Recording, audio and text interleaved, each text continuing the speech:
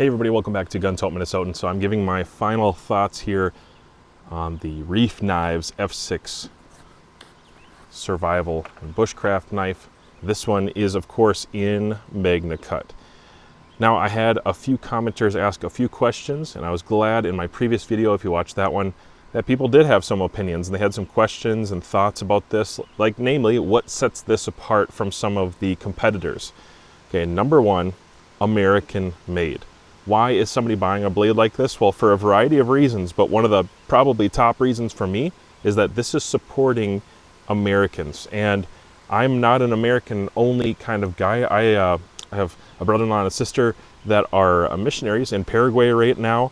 I love the other countries of the world. I love other people of the world, and I really don't have an exception to that. I love all people, but I definitely support American jobs, and I want my country to do well. There's nothing weird or anti-spiritual about that. I want America to do well, and so American jobs are supported when you purchase a Reiff knives. Specifically, I know some of those Americans, and I'm very happy to see them do well. I want them to. I want American manufacturing and American steel to do well. This is one of the ways you can help support that. Now this blade, being that it is Magnacut, I want to talk about Rockwall a little bit, why I like this one, differences I might have with a folding blade in Magnacut, because I think that's probably reason number two that somebody would be really interested in this variant of the Reiff Knives F6. Now it is Magnacut, as I already mentioned several times, and it does have kind of a thick stock, which is good. That's an advantage here. You're getting a lot for your money. And then it does have a nice relief down to the edge, a little bit of a slightly convex V grind at the edge now for me, just the way that I've done it up. If I was to go with a folding knife and I'm looking at Magnacut and I'm looking at other blade steels like S90V or just pretty much any other kind of super steel or really super popular steel, Magnacut is not the steel that's going to hold its edge the longest out of all steels. That's not what it's trying to do. Magnacut is cool because it can hold an edge well. It's very corrosion resistant. It's very tough. It's got a few other things going for it above many others. It's kind of the culmination of many very high performing attributes compared to something like S30 steel or 80 CRV2. There are things about this that it can do better than a lot of those other ones. It has less limitations and it performs better as a culmination of many things put together. So going back to my comment about a folding knife, if I had a folding knife in Magnacut, I think I would go higher on the Rockwall. That's my opinion. I think the folding knife application, I think it does well to go higher on it, and Magnacut as a steel does pretty good with a high Rockwall, actually. When it comes to a larger blade that's a fixed blade, having a full tang knife, this matters a lot. And here's some of the thinking. I'm not sure where Stu came at this with. I'm not an exact expert on Magnacut for him and his preferences, but just some of the things that I've been thinking about when it comes to Magnacut in a fixed blade that's over 4 inches. When it comes to those stress points, toughness needs to be just a touch higher, which means you can't go quite as high on the Rockwall. You're probably not going to be hitting 63 or 62 most of the time on a fixed blade of this length. Now you can go ahead and argue your point down in the comments. I'm perfectly happy to hear other people's perspective on this, and if you're a knife maker, you know, throw it in there, what you think about that. But I just have a feeling that this blade is going to outperform a lot of other blades because it's the Magnacut. It has a culmination of many good attributes, and it's a really tough blade. And being that it's 6 inches, I don't have to hold back on this. I don't have to be soft and gentle. And I think that's probably why the Rockwall is not going to be quite as high on this model as many other small fixed blades or folding knives. So I want to push that out of the way because many people are going to see the Magnacut and they're going to be like, oh sweet, what's the Rockwall? Well, it's just a touch lower because we're looking at a 6-inch blade. It is longer than a folding knife, and therefore its application, the way you're going to use it, the chopping, batoning, things like that, you might not want the Rockwall quite as high. It might do a little better right around the 61-ish range, and I think that's about the range that these are typically going to come in, is around there. I'm sorry if I got the number wrong, just slightly. I know it's not quite 63 or 62. I think it's a touch underneath, and it's still performing really, really well. Now, as far as Magnacut goes with resharpening, honing, touching it up, stropping, I am so impressed. This is my first and only blade I have in Magnacut, but I've tried a lot of other super steels and very, very good knives. I've had Reiff knives in 3V, which I love. I love the 3V knives, all of them. I think they're wonderful, and it seems to be some excellent 3V, by the way. But one thing about this that just surprised me was how incredibly easy it was to strop the edge back to absolute perfection. This knife gets scary sharp. And I've got lots of blades that I can get very, very sharp. I've got some A2 blades that, man, it's pretty easy. It's like touching up a shaving razor, and I don't find them difficult. But this knife, after hard work and really stressing it out, I ran it over a piece of ceramic very softly. It was basically a touch on the ceramic. And I noticed that the edge was, as far as I could tell, near perfection. And then I went back and stropped it, and I didn't do a heavy strop. I did a light strop, matching the angle on I think it's a Beavercraft strop. It's not even a special strop. I went back and forth on that a few times, and the hair shaving performance, I'm not going to do it because I've already got a big patch missing right here. The hair shaving performance on this is wicked, and I'm looking up and down the edge after chopping with it, after carving with it, after forcefully batoning with it, and then even cross batoning. I take a little bit of a stump and I'll hit this through a piece of wood, cross grain. That usually causes a little micro fracture here or there, and you can get to a place where toughness needs to be very, very good. Well, after doing all of that, I am not seeing damage to the edge. I think part of that is going to be, so you survival guys out there, here's your reason number 3, you might appreciate this. The edge profile does come down to a thin enough angle, but it's not so thin that the shoulder is weak. I still find a lot of strength here, and that's why I say this is a survival and bushcraft knife, is it matches the utility and the way that somebody's going to use a blade like this in those situations. And the Magnacut strops up incredibly well. Touched it with ceramic. Now, we'll see what happens when I have to completely reprofile this. If I beat this down and dull it down over the next couple of months more and more and more, which I think I will, after I beat that down, I may have to change up the angle a little bit here, but I noticed the relief, the secondary grind line here, or the initial grind line right here, it gives me a lot to work with. And if I wanted to go almost Scandi, I could almost go Scandi with it if I wanted to take the time to work a stone or belts, what have you. But it looks like it would be easy enough to just reprofile exactly the way I like it. And so that might be, you bushcrafters, you survival guys out there, this might be a reason why you want to get into a blade like this. As much as I love flat grinds, full flat grinds can be great, but when it comes to a survival blade like this, I actually like a little meat up top, and then I like this reduction and something that can slightly convex. It's not a perfect V-grind, it is slightly convexed on that shoulder. I like that. All right, so it's only befitting that I do a little chopping test. It is Magnacut, and it is a large size blade after all. I'm gonna do this without a lanyard, not because I'm trying to be risky or anything. I just think this configuration is the way that I'm gonna leave it the most often, so no lanyard for me. Here we go. This is willow, by the way, if I didn't already mention that. It's a pretty decent bite.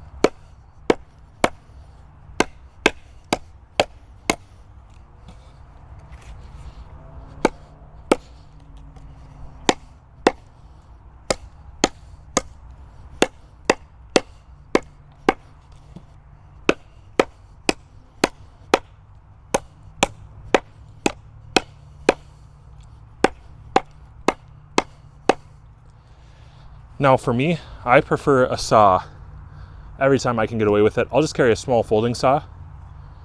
But if you absolutely had to, you could chop a little bit without a lanyard. It's going to be a little trickier to hold on to. I think the ending is comfortable enough, but being that the weight is generally forward, it's kind of set up to chop well enough. It bites really decently. I think it bites awesome. But I just prefer a folding saw because I think it's quicker, cleaner, and sometimes if I don't have a saw, what I'll do is just grab another log and baton chunks out because it's less effort overall. Okay, here's a tip test. Now this is a piece of elm right here, kind of twisty, and I'm not going to try to be reckless. I'll give it a little wiggle each time before prying. Oofta. This made me a little nervous on that piece right there. It's popping the wood, it's not popping the edge. Edge is still good to go.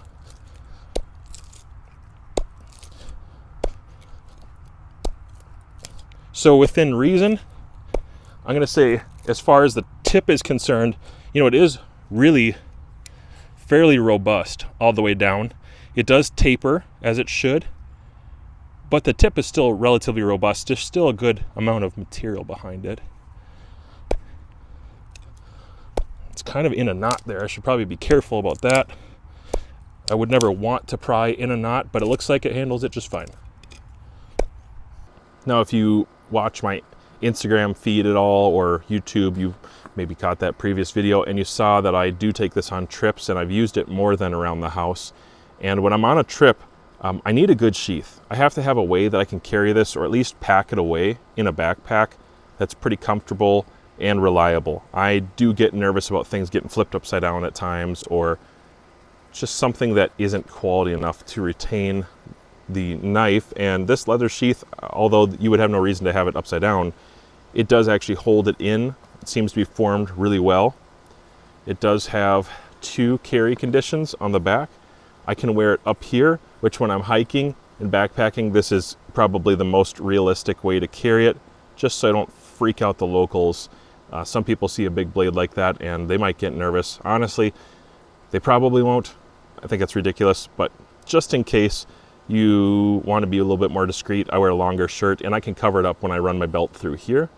And I find that the sheath is, it's not so over the top. I can think of a certain knife company that has these leather sheaths that are probably high quality, but they're so big and almost gratuitous. There's so much to it, and they're just loud. And I like more of a simple, high quality sheath with good leather. That's what I feel like this is. Something I did here, starting to wear out a little bit, but I actually put some compound into the spine of this seam right here for the leather. I usually take just a little bit of stropping compound with a lighter, melt it, warm it up, and run it into here. And that way, when the blade is starting to feel a little edgy or something like that, a little toothy, I can run my blade against this while I'm out on a trip or just in the middle of a project and retain that edge as long as possible. So the sheath does serve a purpose. There are ways you can use Kydex like that too. Maybe not so much with stropping compound, but that's a cool feature of leather. And then if I want to, especially in the winter, this is going to become a big deal. In the winter, I need to, because of the big parkas that I wear, I need to be able to drop it. And wintertime is the time when I wear big blades the most, quite frankly. So it does have that D-ring. I can drop it down here. And sometimes I'll even put in a night eyes loop on top of that so I can clip it on things very easily. I just appreciate having the option. If it's really not for you, you can take this off right here, this piece of hardware, and just have the D-ring fall down and wear it through like a normal belt right there. It's a good quality tab through the loop. I've never had one of these. I've had quite a few sheaths from this company. I've never had one of these tabs fail me, actually. I've had the sheath just plain wear out before a tab actually wore out on me, so that says something. Another thing I'll comment on, as far as safety and security in a sheath or in a pack, you know, when I'm climbing around rocks and stuff like I was just a couple minutes ago, I like having 2 lines in a nice thick piece of leather between my blade edge running in here and the side, so I really can't slice through it, and then there's a good thick amount between the very edge of the knife, the tip here, which could pierce through a weaker piece of leather, but this has these rivets, or these metal, can't remember what their name is, we'll call them rivets for now, but this right here, the two of them, it's not going to pass through there without an extreme amount of force. I think I could maybe fall or slip and have force, and it still is not going to get pushed through there. If it's in my backpack and the blade is getting pushed in with weight on top, it's not going to push through any of this. So I just don't have that concern about pass through, and it looks like the threads are done super well. So well done on the JRE sheath. I think these are probably my go-to sheath just in general. I like them the most. And of course, a fire steel loop. I couldn't do a blade like this without a fire steel loop, to be completely honest with you, because that's how I use big blades, is they're always going to have a dual capability like this one does. And it's generous. It fits my 5/16 fire steel perfectly. And ratchet that back up so I don't lose it. I always have some fire starting option on me, and that has mattered actually to me in the past in real world situations when I was hiking or backpacking and I happened to fall into a river during the winter and my lighter got soaked. And so I resorted to what was on my belt, and this is fail proof pretty much. I feel comfortable with a knife in hand. 6'5", about 250 pounds. I wear XL size gloves at least, and I still have enough on the tang hanging out there. And it's a full enough grip that my fingers don't really dig into, especially not like my fingernails, don't dig into my palm. When I get to survival or bushcraft style knives where the handle is not significant enough, it's not broad enough, which is very often the case. I have a lot of knives that don't have a broad enough handle, especially for my hands, or if it's not thick enough as well, like those two complementary angles, then my fingers bind up into my palm and I can't grip as tight. It's not as comfortable. It develops hot spots most of the time.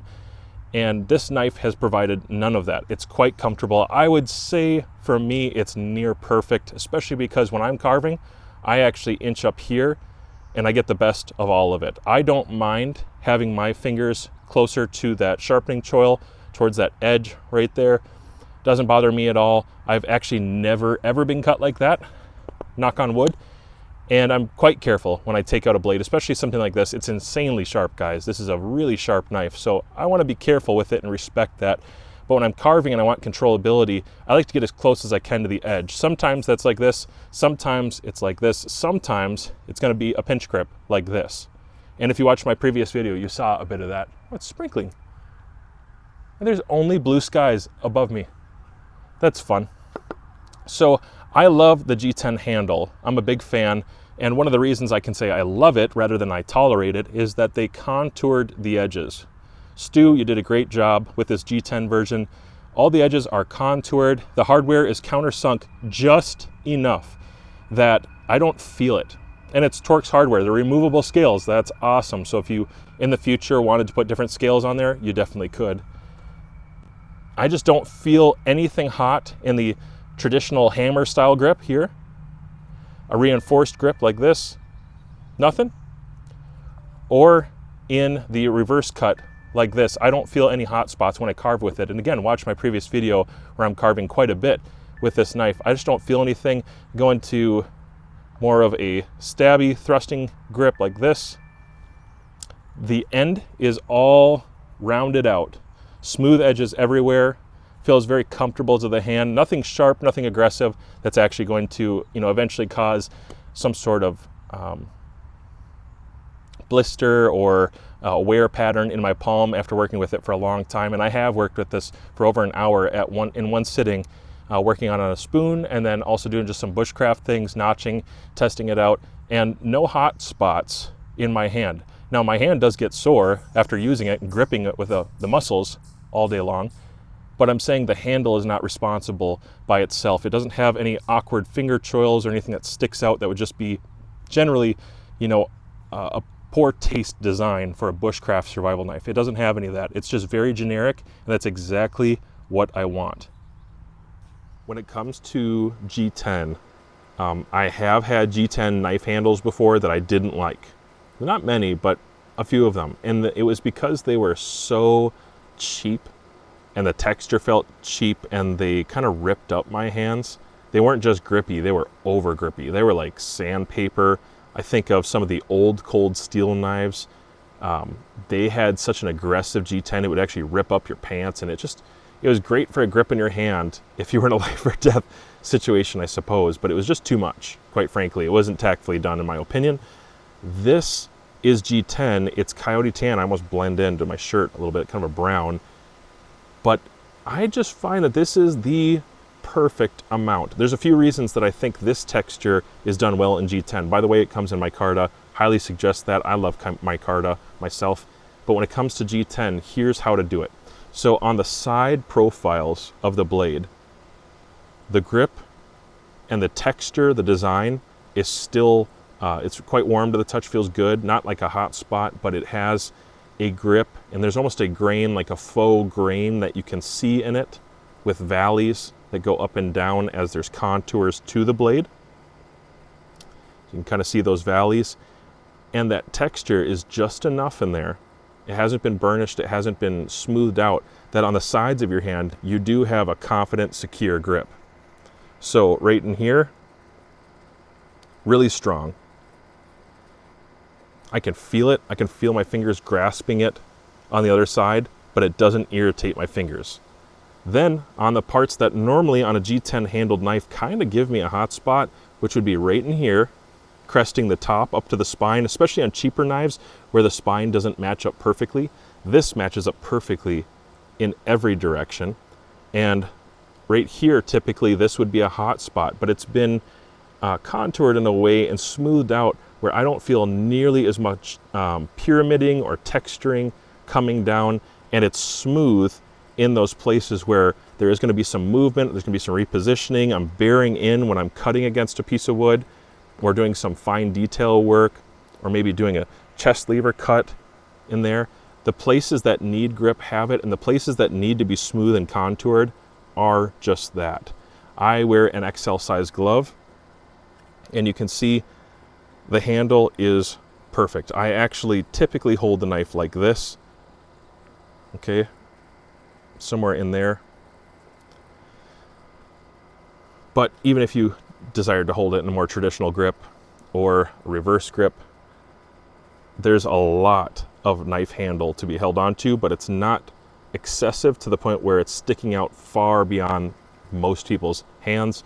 In fact, I actually think a medium to large to extra large size person is going to think the same thing about this handle. I think they're all going to be comfortable with it, and it's going to work for them. And if a person knows what they're doing, then even somebody with small hands is still going to be very comfortable with this. They might be the most satisfied out of everybody because it's very hand-filling and it's going to remove those hot spots. I did have a comment, and it was about knife handles on a previous video, and I want to address this handle and that person's comment now. So here's the comment that I thought was hilarious. Somebody had commented on one of my knife videos from another brand, and they said a lot of the knives that you're into don't have, you know, the finger grooves, or doesn't have the aesthetic or the look, in the sense that it doesn't have like a big, you know, gaudy finger choil or a big jimping ramp on the back, and it doesn't have a crusher on the palm or on the handle end, or whatever feature you want to think of. Because most of the handles that I'm into as a bushcraft survival type guy are very much just like this. Minimal contours. And that's because I've been using blades for kind of a long time. I use them in the woods, and I don't like two things. I don't like flat scales that have no contouring. It's not for me. Okay? And I also hate knife handles that limit you to one size with finger grooves or something silly like that, like hyper aggressive texturing. I hate those. I do not like thumb ramp jimping on blades, almost ever, very few exceptions. I don't like big finger choils cut out in the blade that make you reach for the start of the blade. I'm paying for this Magnacut. I want that blade to come all the way back, and I need a very minor sharpening choil, if any. I actually am one of the people who would just go all the way back with it, but this doesn't present a problem with me because I hold the knife like this. And I don't want hyper aggressive,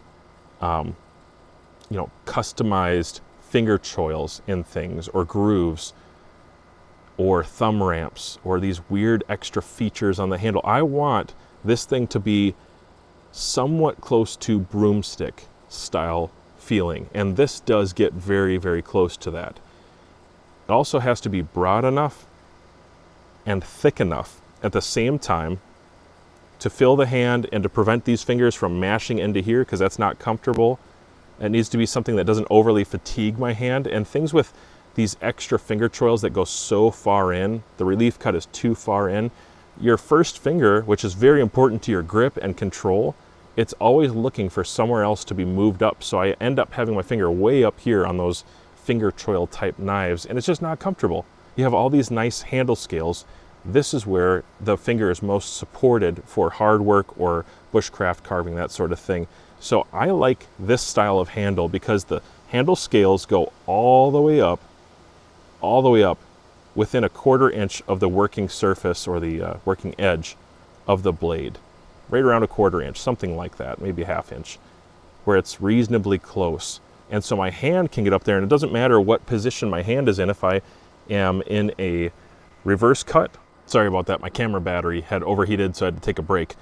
Anyways, getting back to it, here's the summary of what I was trying to say, is I do prefer a more generic looking handle that doesn't have all your ninja stuff on it, because that crap gets in the way and actually inhibits you from functioning with a knife well. Jimping can have some purpose. It's not totally a waste, but for a blade like this, I don't want it.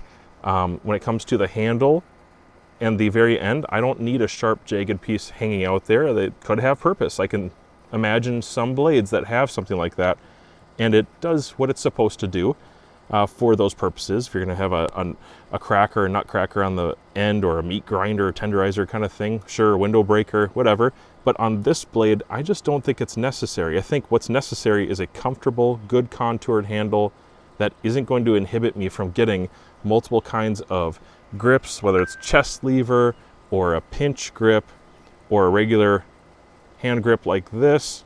Any of the grips work with this. And so that's why I think it's a really well-designed handle, and I think you should be into this because it lacks the things that get in the way, but it has all the stuff that a person into survival, knives, that kind of thing, they know what they're looking for. And I think this has all that you need and the stuff you want and a little more. It's in Magnacut, so it's even better.